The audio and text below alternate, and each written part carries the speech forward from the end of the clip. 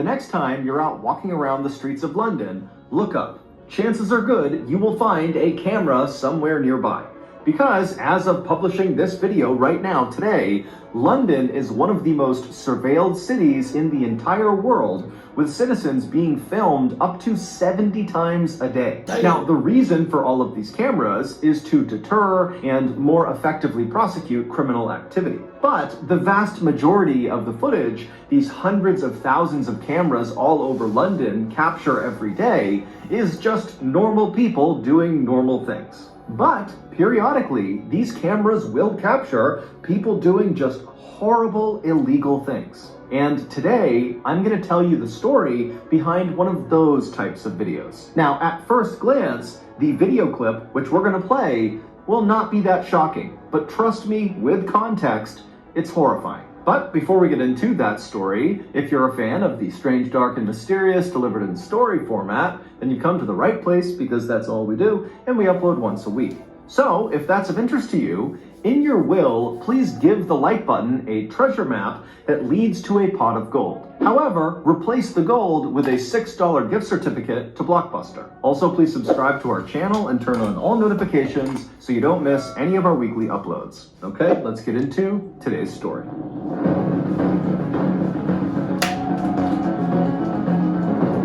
Dice roll. Dice roll.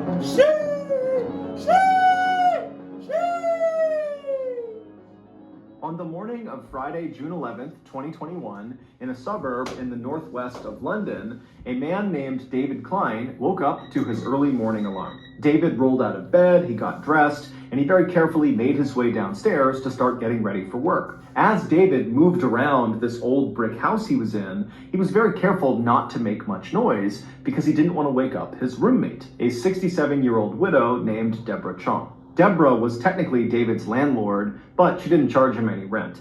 The two had met in church, and when Deborah had learned that David didn't really have a place to live, she had immediately volunteered her house and told David to come live with her for free. He's at church. Man, if we sitting like you know what I mean, where like in the stands, like if we sitting like on the benches and like whatever, like we facing the pastor, and you're like a row behind me, and I overhear you say you don't got no place to live. Yeah, I'm definitely not gonna be offered that shit. I'm not gonna offer it. I'm not gonna be the first one to say, hey. I don't got no place to live. You can live on my place. I know I don't know you, but just saying, this is church. You good peoples. You can stay in my place rent free.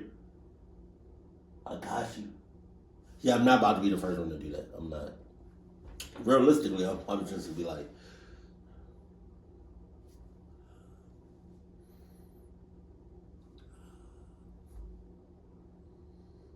praise Jesus.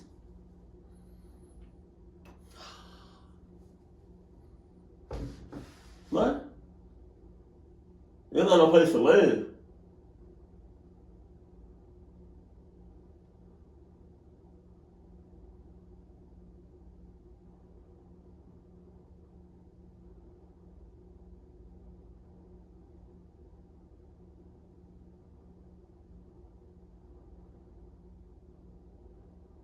That's tough.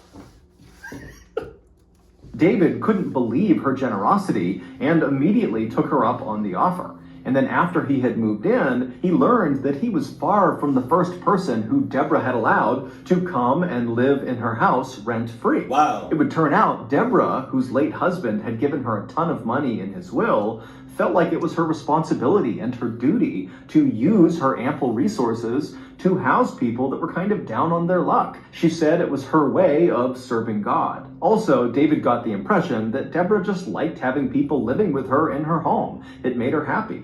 But David would notice a distinct change in Deborah's personality around the time the COVID-19 pandemic started in early 2020. At that time, Deborah, like many other people, was very concerned about this global health crisis and wanted to learn more about what was happening and what could happen in the future. And so the way she did that is she obsessively began going on YouTube and began consuming COVID-19 related content and political content surrounding COVID-19 and the pandemic and lockdowns. But instead of becoming more educated and well-versed on what was happening in the world, Deborah's constant consumption of COVID-19 related content on YouTube really just made her feel incredibly stressed out and anxious. And as David began to see firsthand, Deborah's sudden high levels of anxiety really began wreaking havoc on her life. Years earlier, Deborah was officially diagnosed with paranoid schizophrenia, which is a mental illness that causes bouts of psychosis, which is like losing touch with reality. Now, pre-COVID, pre-pandemic, her symptoms were so mild that she basically led a totally normal life. But once the pandemic started and her YouTube quest for information caused that spike in stress and anxiety, it caused a spike in her symptoms. And so she began suffering from frequent and lengthy hallucinations and delusions. One time, David came home from work, and when he went inside the house, he found Deborah sitting at the kitchen table, diligently writing these handwritten letters to various British public figures. And when David asked her what she was doing, she explained to him that these British public figures were speaking directly to her through the YouTube videos she was watching. And so these handwritten letters were her response letters back to these public figures. In May of 2021, Deborah's hallucinations had gotten so bad that doctors intervened and forcibly injected her with an antipsychotic medication. And while these meds definitely reduced Deborah's symptoms, they also had some pretty negative side effects as well. Namely, they totally curbed her appetite and they made sleeping really challenging. And so pretty quickly, those two side effects combined made Deborah feel really weak and tired basically all the time, to the point where she sometimes needed David to literally hold her up by her arm just to walk down the street. Now, David, of course, had no problem helping Deborah with whatever she wanted. I mean, she had done so much for him. But David had work, and so he was only really available to help her in the mornings and in the evenings during the week. And so he had actually spoken to Deborah about hiring a full-time caretaker that could live with her and just take care of her at the level she needed all the time. And Deborah was open to it. She actually called a company that offered that service, and they told her they would get someone out to her, but it would take some time before her caretaker was actually assigned to her. Now, David was really pleased with this development, but he really wished they would speed it up, because again, every time he was away all day at work, he knew Deborah was home by herself, and so he was just so worried something was going to happen to her when he was gone. So after David gathered up all of his things and very quietly made his way from the kitchen to the front door, he paused for a moment and said a silent prayer in his head for Deborah's safety and protection while he was away at work, and then he opened the front door, quietly went outside, shut the door behind him, and headed off to work. A few hours later, David came home from work, he went back inside of the house, and the first thing he did is he called out for Deborah. But Deborah didn't call back, and the house was very quiet, and so David took off his shoes and walked around the first floor, kind of calling out for Deborah as he walked, but again, there was no answer. And so after walking the whole first floor and not finding her, he yelled one more time really loudly, "Hey, Deborah, are you here?" And after hearing nothing, he pulled out his phone and he called Deborah. And as the phone was ringing, he could hear Deborah's phone ringing upstairs. And so he thought, "Don't do it. Don't go upstairs. Don't do it for Deborah. Don't do it. Please don't. Jesus. She's not what she seems to be. She's a clucky. I don't know, I'm just saying. hey, maybe Deborah is upstairs, she fell asleep, and her phone's just next to her on the bed. And so with David's phone still calling Deborah's phone, David began walking upstairs. And when he got to the top of the stairs, he just followed the sound of Deborah's ringing phone into her bedroom. And when he went in there, Deborah was not in there. Her phone was, though, and so were her glasses. They were both just sitting on the bed. Those were two items that Deborah would bring with her anywhere she went. And so, trying not to panic, David called out a few more times for Deborah, But again, there was no answer, and so after quickly searching her bedroom and not finding her, he searched all the other rooms upstairs, but again, she just was not there. She was not in the house. And so David began calling and texting friends from church and other people that knew Deborah to see if anybody had heard from her or knew where she was. But no one did, and the only people who had recently talked to her said she was totally incoherent, talking about spirits and demons and the destruction of all mankind. And so, believing Deborah must be suffering from a schizophrenic hallucination somewhere out in the city, David picked up his phone again and he called the police. When the police showed up at the house, David filled them in on what was going on, and the police told him, hey, look, we'll go back and review all of the CCTV camera footage taken from outside of your house. We're bound to see footage of Deborah leaving her house at some point, and then we can just watch where she goes. And so David felt reassured, and the police felt very confident. But when the police went back to the station and began reviewing all of this security footage taken from roughly outside of Deborah's house, there was no footage of her ever leaving the house. There was only footage the day before of Deborah going into the house, but she never left. And so naturally, the police went back to Deborah and David's house, and they thoroughly searched that house, believing Deborah had to be in there somewhere. But despite searching everywhere in this house, in every crawl space, in the attic, the basement, every closet... Damn, ho, damn, shit, give it, ho, wow. Crawl space, attic, basement. She a clucky. Everywhere, she wasn't there. It would take the police nearly a month, but they would eventually figure out where Deborah went. And to say they were surprised at where she went is a massive understatement. But to understand what happened, we have to go back to the very beginning of Deborah's very strange disappearance story. Come on with the ad. Come on with the ad. Last weekend, I looked over and I saw old Seagull Lung sitting at his miniature 1999 era G3 iMac, and I couldn't help but notice he was looking a little downtrodden. And when I saw what he was doing on his iMac, I knew why. He was hitting refresh over and over and over again on his MySpace page, and it wasn't changing the numbers. Old Lung hasn't had a view on his MySpace page since 2010. To cheer him up, I decided I would purchase a MySpace view bot and flood his page with tens of views. So I ran over to my windmill-powered laptop and began slapping away at the keys to navigate to an online vendor that sold MySpace view bots. However, as soon as I clicked on the link, www.thiswebsiteisavirus, not an online vendor for MySpace viewbots.com, I knew I had made a terrible mistake. Unbelievably, that website was riddled with malware, and so immediately my windmill-powered laptop caught on fire and then exploded, sending shrapnel raining down on me. Luckily, old Lung was in the other room, and he heard the commotion, and he leapt into the room, and he pushed me out of the way just in time. And then after the dust had settled, old Lung gave me a big hug, and then slapped me right in the anti-tragus, and said, Papa, wenn du ständig auf gefährliche Webseiten klickst, then do NordVPN. Which of course in German means, Papa, if you're going to keep clicking on dangerous websites, then use NordVPN. And boy, was old Lungy right.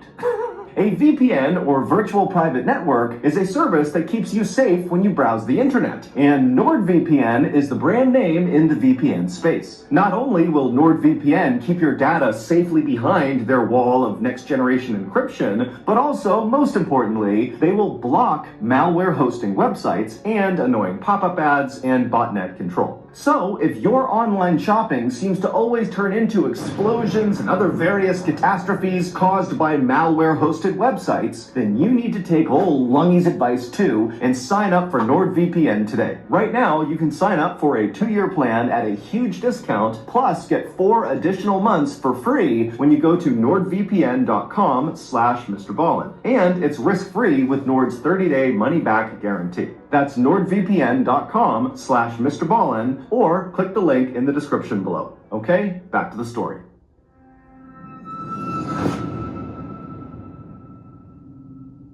It all all started about 10 months before Deborah actually went missing in August of 2020. That month, Deborah met a 36-year-old woman named Gemma Mitchell at one of her church prayer groups. Like Deborah, Gemma was very religious, and so the two women became fast friends despite being 30 years apart in age. Damn. Deborah would confide in Gemma about her mental health struggles, and Gemma would confide in Deborah about her house/financial troubles. Basically, Gemma, a couple years earlier, had given money to a contractor to fix up her house, but the contractor had taken her money, not done any work, and then run off, basically robbing Gemma. But Gemma really needed to do these renovations, and so she wound up hiring a second contractor who did begin work, but during this process, Gemma realized she would never be able to recover the money that was stolen from her from the first contractor. And so when she realized she wasn't going to get that money, she knew she would not be able to fully pay the second contractor for his work.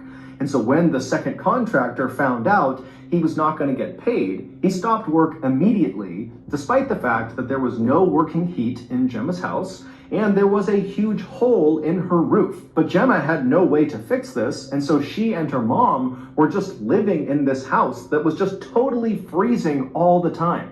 Deborah had been so moved by Gemma's situation that very quickly after meeting her, she offered £200,000 to Gemma to finish the renovations on her house, under the condition that one room in Gemma's new house would be solely dedicated to Christian ministry. Gemma was overwhelmed with gratitude. She could not believe that Deborah was willing to do this for her. And so, of course, she agreed to her terms without any hesitation. After that, the two women began texting all the time about this renovation project. Deborah would suggest paint colors and different things to do with the inside of the house, and Gemma would text updates about the different contractors she had talked to who could do pieces of the renovation. Deborah was always inviting Gemma over to her house, and she even began referring to Gemma as her sister. And Gemma loved it, because Gemma actually had always wanted to be much closer with her own biological sister, but they had kind of drifted apart. And so for Gemma, Deborah really did feel like the sister she was supposed to have. But their relationship was about to change drastically. In May of 2021, so 8 months after the two women met for the first time, and 1 month before Deborah would vanish, Deborah was forcibly injected with that antipsychotic medication in order to combat her paranoid schizophrenia. And right after Deborah got this injection, she began treating Gemma totally differently. She basically stopped communicating altogether with Gemma, and then in the rare times she would text Gemma, it was just to berate her about being a hoarder or being too messy and sloppy. Gemma didn't really know what to make of her friend's new behavior, but she knew, Deborah was going through a really tough time, and so Gemma just kind of took the abuse and didn't say anything.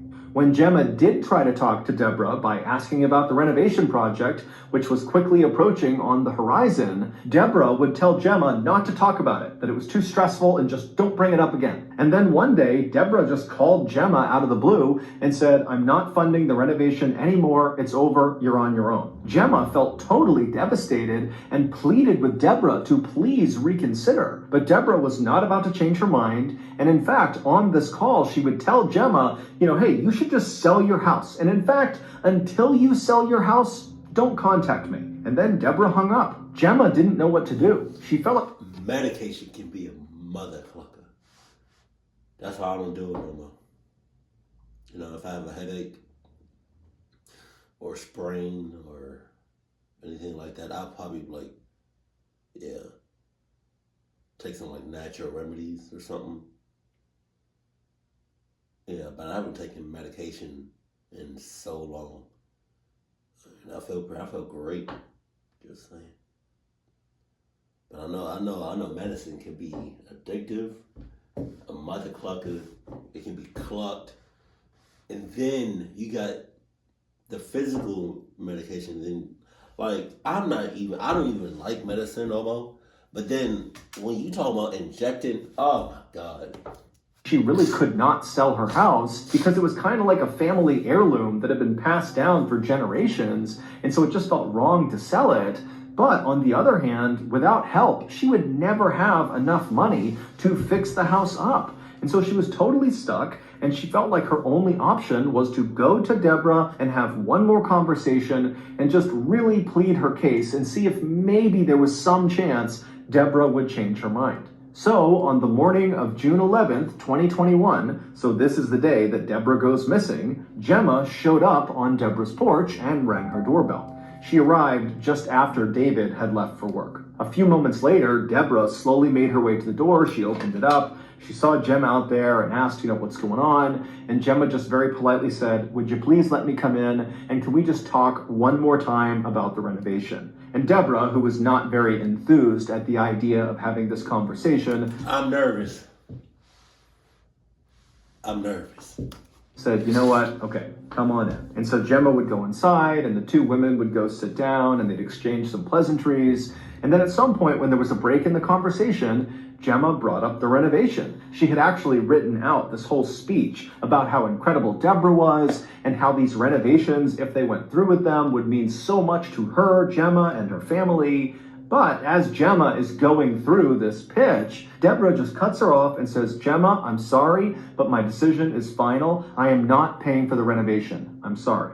A little while later, both Gemma and Deborah would leave Deborah's house.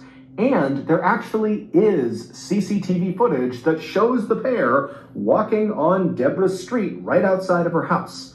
However, the reason the police did not flag this footage when they first were scanning all of that footage to figure out where Deborah went is because when you watch the footage of the two women together, it actually only looks like one person. It looks like Gemma. But Gemma is wheeling a huge suitcase right behind her, and as it would turn out, Deborah was inside of it. It's assumed that after Deborah was forcibly given that antipsychotic medication for her paranoid schizophrenia, that it really leveled her out. She was suddenly thinking very clearly for the first time in months. And in this clear state of mind, it's believed she realized the 200,000-pound gift she was giving to Gemma, someone she barely knew, was a bad decision. And so she just wanted to back out of it. And so, back inside of Deborah's house, when Deborah and Gemma are sitting there, and Gemma is doing her speech to try to convince Deborah to change her mind, and Deborah is saying, no, my final answer is no, it's over, that's when Gemma snapped. She grabbed a blunt object, we don't know what it was, and she smashed Deborah right over the skull and fractured her skull, causing Deborah to fall unconscious and slump onto the floor. And then Gemma leapt on top of Deborah's unconscious body. Gemma pulled out a knife and cut Deborah's head off.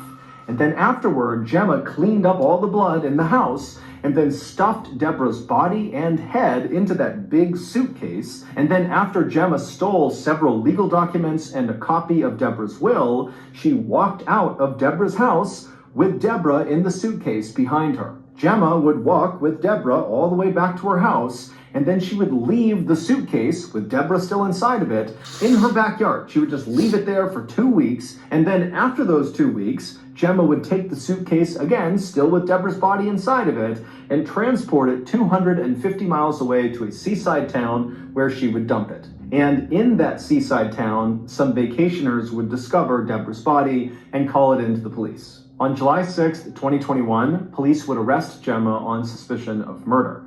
When they arrested her, they showed up at her house and used a battering ram to smash in her front door. And then when the door finally literally smashed open, Gemma was just standing there waiting for the police as if she knew this was going to happen and she's just waiting to be taken away. When the police would actually go into Deborah's house and search it, they would find a fake copy of Deborah's will where all of Deborah's estate was handed over to Gemma and Gemma's mother.